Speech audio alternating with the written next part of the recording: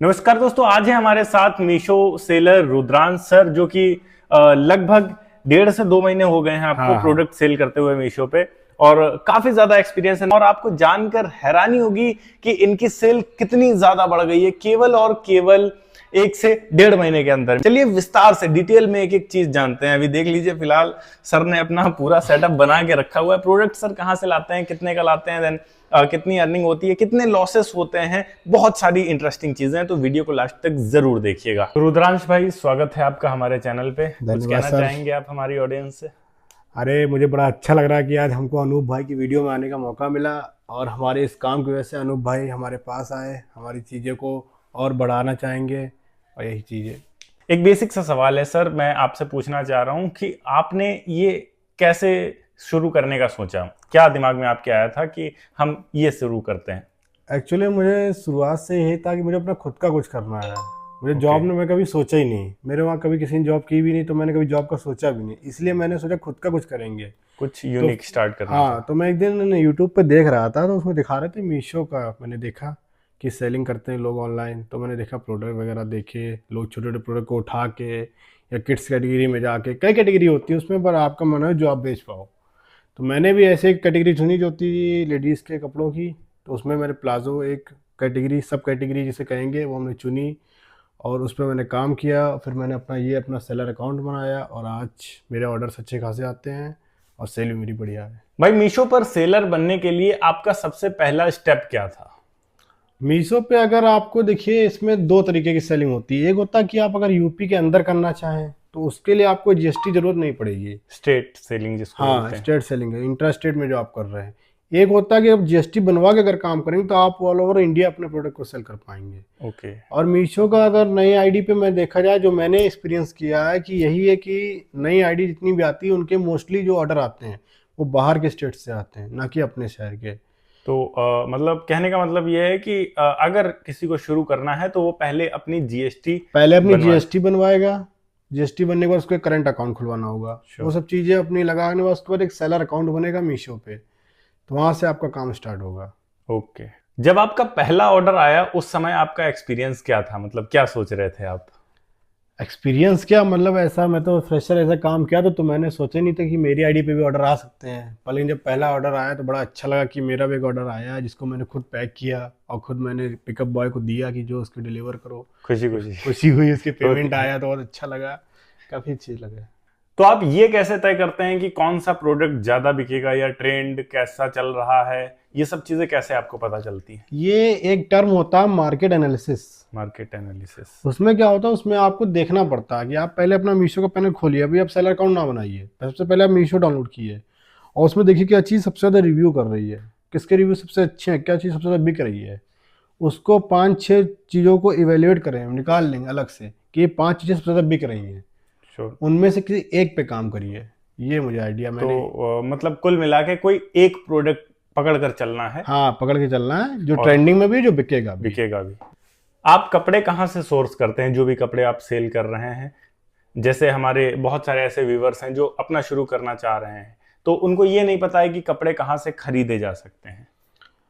Mostly शहरों में तो यही होता है कि उनकी एक लोकल मार्केट ऐसी होती है जहाँ पे सिर्फ कपड़ा होता है। जैसे और अपने वहाँ सीतापुर में खैराबाद है, हाँ, वहाँ पे सिर्फ कपड़े का काम है। इसी वजह से मैंने वहाँ खैराबाद से अपना सारा कपड़ा उठाता हूँ और उसको वहाँ से होलसेल रेट पे खरीद के यहाँ पे रिटेल में सेल करता हूँ। बहुत सारे हमारे ऐसे व्यूवर्स हैं जो साड़ी वगैरह सेल करना चाह रहे हैं या जेंट्स के कपड़े सेल करना चाह रहे हैं और दिल्ली जैसे शहर से लेना चाह रहे हैं, तो क्या दिल्ली में कोई ऐसी जगह आपको पता है जहां से लिया जा सकता है?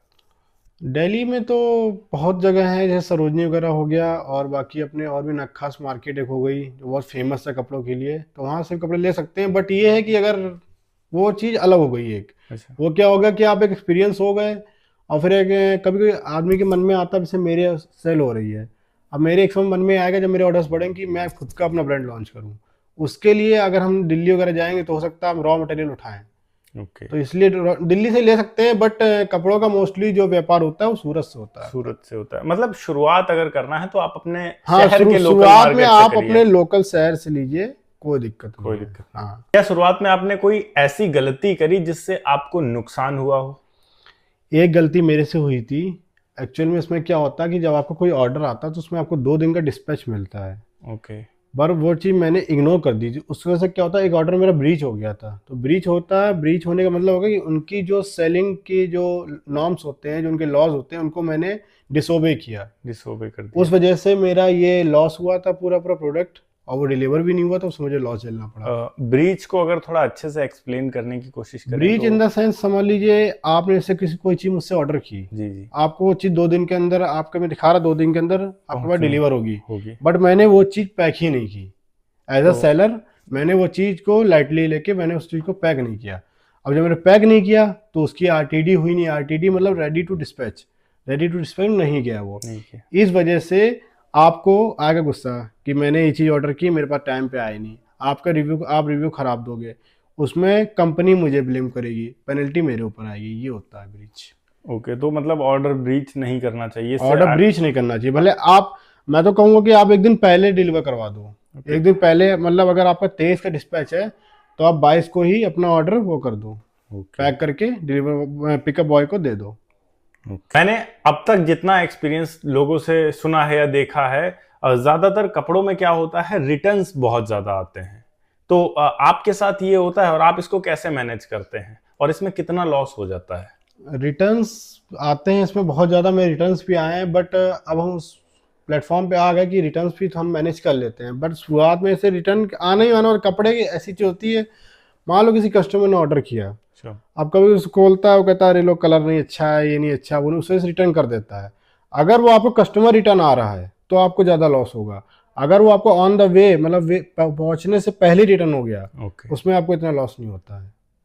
और इसको मैनेज करने का तरीका सबसे अच्छा ये है कि कपड़े में एक चीज़ बढ़िया होती है कि अगर जो रिटर्न आता है, अगर प्रोडक्ट ठीक है तो उसको हम दूसरी पैकिंग में करके दोबारा डिलीवर करवा सकते हैं। तो उसमें कुल मिला के बहुत ज्यादा लॉस नहीं होता। बहुत ज़्यादा नहीं होता, लॉस होता है, पर बहुत ज़्यादा नहीं होता। कितना लॉस हो सकता है? फॉर एग्जांपल, आपने अगर कोई 250 रुपए का प्रोडक्ट है, उसको सेल किया है, अरे अगर वो कस्टमर रिटर्न आया तो उसमें लगभग 200 समथिंग रुपए का लॉस हो जाएगा, और अगर वो ऑन द वे रिटर्न आ गया तो उसमें शायद 50 से 60 रुपए का लॉस होता है, इससे ज़्यादा नहीं होगा।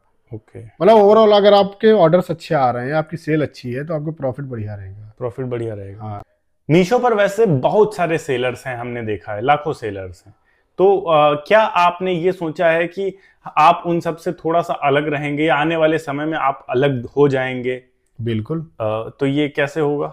ये ऐसे होगा, अब मैं क्या करूंगा, अगर मेरे ऑर्डर्स बहुत अच्छे आने लगे, सपोज करिए मेरे दिन में 100 ऑर्डर आने लगे, तो मैं कपड़ा वहां से नहीं लूंगा, कपड़ा मैं सूरत से मंगाऊंगा और मैं खुद की कटिंग करवा के खुद के ब्रांड से कपड़ा बेचूंगा। अपना ब्रांड खड़ा करेंगे। अपना ब्रांड खड़ा करेंगे, जिससे मुझे किसी से कोई मतलब नहीं, सिर्फ मेरा ब्रांड होगा, मेरा कपड़ा होगा, आपके लेबर होंगे, मेरे लेबर होगा, मेरी मशीनरी, सब कुछ मेरा होगा। तो वो एक, अगर मेरी प्रोडक्ट की रेटिंग अच्छी आएगी तो ओवरऑल मैं सारे सेलर से ज़्यादा ही रहूँगा। ज़्यादा रहेंगे आप, और ओवरऑल उसमें सब कुछ आपका ही होगा। ओवरऑल सब मेरा होगा। ओके। मीशो सेलर के तौर पर आपका दिन कैसा रहता है? मतलब कितने समय तक काम करना पड़ता है? सबका अलग अलग टाइम टेबल होता है। मेरा तो ये होता है, जैसे आज डेट कितनी है, 21 डेट है। आज मेरे जितने ऑर्डर है, अभी मेरे ये देखो 12 ऑर्डर्स पड़े हैं। ओके। ये 12 बजे तक मैं देखूंगा, रात के 12 बजे तक, 21 तारीख को रात के 12 बजे तक जितने भी ऑर्डर आएंगे, 12 बजे के बाद मैं सारे ऑर्डर को रेडी टू डिस्पैच करूंगा। रेडी टू डिस्पैच करने के बाद मैं सारे ऑर्डर रात में पैक कर देता हूँ, और सुबह सारे पिकअप बॉयज आते हैं, अपनी अपनी कंपनी, जिस कंपनी से भी वो माल उठाने आते हैं, अपना माल उठाया और चले गए। अच्छा, कितनी कंपनियां आती हैं? मतलब मीशो शायद 3 या 4 डिलीवरी कंपनियों से कनेक्टेड है। मीशो आपका डिलीवरी से कनेक्टेड है, डिलीवरी से, शेडोफैक्स से और एक्सप्रेस 20 से, और कभी कभी हो सकता है वॉल्मो के भी आ जाए। वॉलमार्ट मोस्टली पर 4 रहती है, इससे ज्यादा कोई नहीं आता है। ठीक। तो इन 4 डिलीवरी कंपनियों से मीशो अपने प्रोडक्ट्स को डिलीवर करता है, और इन्हीं 4 कंपनियों के जो डिलीवरी बॉयज होते हैं, एम्प्लॉयज होते हैं, वही आपके पास प्रोडक्ट पिक करने आते हैं।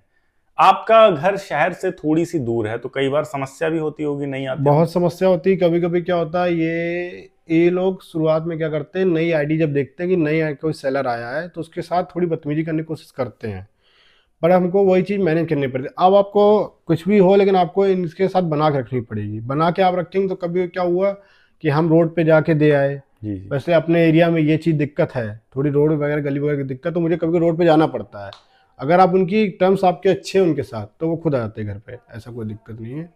बट प्रॉब्लम्स होती है कि हाँ अगर आपका घर अंदर है तो आपको प्रॉब्लम्स झेलनी पड़ेगी थोड़ी बहुत। थोड़ी बहुत। हाँ, तो मतलब हम ये कर सकते हैं कि अगर ज्यादा ऑर्डर्स आ रहे हैं तो सारे ऑर्डर्स को उनके ऑफिस तक या जहां तक वो मतलब आपके साथ कोऑपरेट करने के लिए रेडी हैं वहां तक जाकर हाँ दे वहाँ सकते तक हैं। दे सकते हैं, दे सकते हैं, कोई समस्या नहीं नहीं है। कोई समस्या नहीं। ओके। अच्छा, आप केवल मीशो पर ही सेल नहीं कर रहे हैं, आप फ्लिपकार्ट पर भी सेल जी कर रहे जी। हैं। तो फ्लिपकार्ट पर कितने टाइम पहले आपने शुरू किया? फ्लिपकार्ट पर मुझे मुश्किल से मुश्किल 10 दिन हुए होंगे। 10 दिन। और 10 दिन में फ्लिपकार्ट पे अभी कितने ऑर्डर आ रहे हैं आपके पास लगभग? 10 दिन में अभी तक मैंने जो ट्रांजिस्ट ऑर्डर मतलब जो रेडी टू डिस्पैच कर चुका हूँ वो मोस्टली अबाउट 25 ऑर्डर हैं जो मैंने अभी तक लगा दिए हैं। लगा दी। हाँ, जो कस्टमर के पास पहुँचने वाले हैं, जिसमें मेरा अभी तक कोई रिटर्न नहीं आया है। ओके। अच्छा, तो लास्ट सवाल आपसे है हमारा कि जो भी लोग हमारे शुरू करना चाह रहे हैं उनके मन में क्यूरियोसिटी रहती है कि किन किन चीज़ों के साथ शुरू कर सकते हैं और कितना इन्वेस्टमेंट लगता है। तो सबसे पहले आप हमें ये बताएंगे कि अगर हमको एक मीशो या फ्लिपकार्ट सेलर बनना है तो हम कौन कौन से इक्विपमेंट्स अपने पास रखेंगे जिसके थ्रू हम सारा काम कर सकते हैं अपना?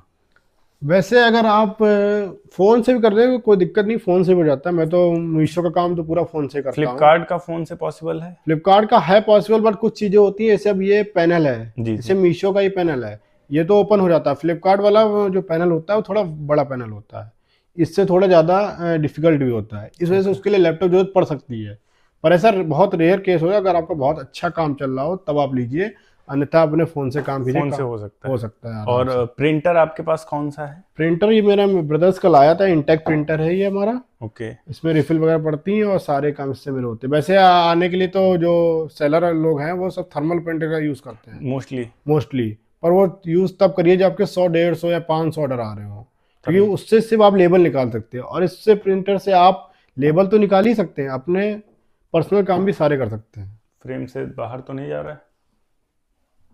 ओके। तो मतलब पर्सनल काम भी इससे हो सकता है? पर्सनल काम भी हो सकते हैं। अच्छा, ये प्रिंटर आपको कितने का मिला था? ये प्रिंटर मैंने अपनी जीएसटी पे खरीदा था तो मुझे 13,000 रुपये पड़ा। 13,000 रुपए का समथिंग। और आपके पास जो लैपटॉप है वो कितने का मिला था?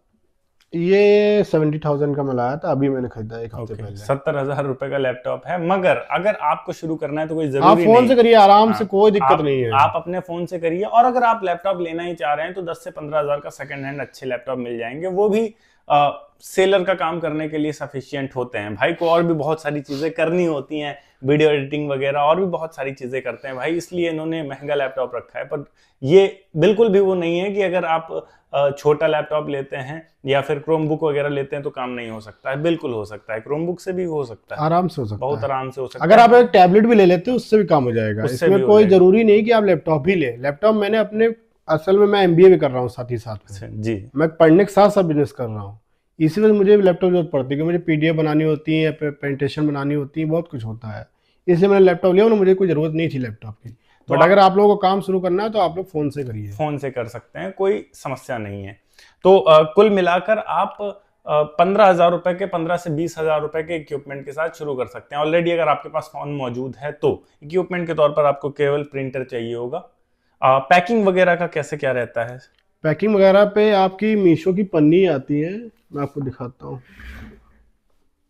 यहाँ पे कोई पन्नी नहीं। चलिए ठीक है, मीशो के पैकेट्स आते हैं, और वो कहाँ से मिलते हैं? वो आपकी जो मीशो का जब आप सेलर अकाउंट बनाएंगे तो उसी में आपको ऑर्डर करने का ऑप्शन देता है, तो उसी से आप सारी पन्नी ऑर्डर कर लिए। मोस्टली आप एक बार 500 पन्नी मंगा लीजिए, ऑर्डर आते रहते हैं बराबर। ओके। और वो मीशो वाले आपको पन्नी डिलीवर कराएंगे, 200 या 300 रुपये का पैकेट आता है, वो आप खरीद लीजिए। उसमें 500 पन्नी होंगी? इसमें 100 पन्नी होंगी। अच्छा, 200 रुपए में 100 पन्नी। 100 पन्नी, हाँ, 2 रुपए का एक पड़ेगा समथिंग। हाँ, 2 रुपए का एक समथिंग। और उसके ऊपर टेप वगैरह लगाने के लिए फ्लिपकार्ट जैसे अपना एक टेप देता अगर है। आप इस प्रिंटर से प्रिंट करेंगे जी, तो आप A4 पेपर प्रिंट करेंगे तो उसके लिए आपको टेप की जरूरत पड़ेगी, व्हाइट टेप। हाँ, अगर थर्मल वाला यूज करेंगे तो उसमें ऑलरेडी वो चिपकाने वाला आता ही है, उसको आपने हटाया, अपना लेबल निकाल के ऐसे रख दिया पर सीधे, उसमें कुछ नहीं करना। इसमें टेप की जरूरत पड़ती है, ओके, क्योंकि मैं A4 पे काम करता हूँ। तो मतलब जो भी पैकिंग मटेरियल चाहिए होगा वो मीशो के थ्रू ही मिल जाएगा। वो मेन उनकी जो पॉलीथीन होती है, पॉलीथीन उनकी क्या क्यूआर वाली पॉलीथीन होती है, उनका क्यूआर कोड होता है हर पॉलीथीन का, इसलिए वो चाहिए होती है। इसमें आपका क्या होता है, उसमें आपका एक सेफ्टी तरीके काम करता है। अगर उस पन्नी में आपका प्रोडक्ट पैक है तो आपका प्रोडक्ट कभी इधर उधर नहीं होगा। अच्छा, फ्लिपकार्ट के साथ भी यही सेम होता होगा? फ्लिपकार्ट भी सेम है। फ्लिपकार्ट भी अपनी Same अलग है। पॉलिथीन देता है? बस थोड़ा सा उसका पैनल थोड़ा डिफिकल्ट रहता है कि उसमें 2-3 स्टेप होते हैं ऑर्डर को एक्सेप्ट करने के। ओके, इसमें 1 या 2 एक्सेप्ट ऑर्डर होते हैं, उसमें कई स्टेप होते हैं। कई स्टेप होते हैं। ओके, तो इसमें हम कितना अर्न कर सकते हैं, एक्सपेक्ट कर सकते हैं? जैसे फॉर एग्जांपल हमारे बहुत सारे व्यूवर्स हैं, मीशो का हम बात करते हैं, मार्केट से वो कोई प्रोडक्ट 100 रुपए का लेकर आए हैं, अब उसको वो कितने का सेल करें कि उनको 150 रुपए तक मिल जाए उस प्रोडक्ट से, मतलब 150 रुपए का वो प्रोडक्ट सेल कर दे, 50 रुपए ही बचे, तो ऐसा वो किस रेट में बेचें? 100 रुपए की चीज है जिसमें 100 रुपए की चीज अगर मैं अपने एक्सपीरियंस से बताऊं तो आपको लगभग 100 रुपए की चीज 200-220 रुपए की बेचनी चाहिए, तब जाके वो 150 रुपए मिल पाएंगे उनको। तब आपको लगभग हर ऑर्डर पे आपका इन्वेस्टमेंट निकालने के बाद आपको 60 से 70 रुपए का प्रॉफिट रहेगा। 200 पे बेचें? 200 रुपए पे, हाँ।